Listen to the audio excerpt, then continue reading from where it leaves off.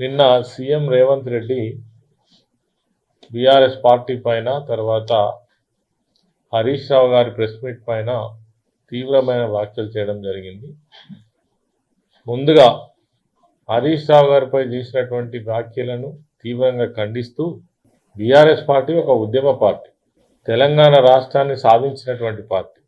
రాష్ట్రాన్ని సాధించడమే కాకుండా ఈ రాష్ట్రాన్ని అన్ని రంగాల్లో అన్ని వర్గాలను అభివృద్ధి చేయాలనే ఉద్దేశంతో 10 సంవత్సరాల పాటు అనేకమైనటువంటి కార్యక్రమాలు నిర్వహించి ప్రధానంగా రాష్ట్రాన్ని ఆర్థికంగా, వ్యవసాయకంగా, విద్యాపరంగా, వైద్యపరంగా అన్ని రంగాలలో అభివృద్ధి చేసినటువంటి పార్టీ నాయకులు కేసీఆర్ గారు. రాజకీయ పార్టీల నాయకత్వానికి సంబంధించి నిన్న రేవంత్ రెడ్డి గారు ప్రస్తావించిన విషయాలను చూసినట్టయితే అది పార్టీల అంతర్గత విషయం. ఏ పార్టీకి ఎవరు అధ్యక్షులు ఉండాలి, ఆ పార్టీ విధాన నిర్ణయాలు ఏ విధంగా తీసుకోవాలనేది అంతర్గతమైనటువంటి విషయం.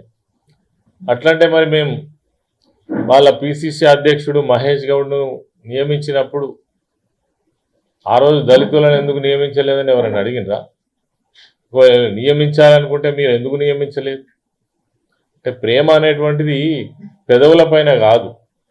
నిజంగా మీరు సామాజిక న్యాయం పాటించాలనుకుంటే మీ చర్యలలో మీరు చేసేటువంటి కార్యక్రమాలలో చూపించాల్సినటువంటి అవసరం ఉందని ఈ సందర్భంగా నేను తెలియజేస్తా ఉన్నాను.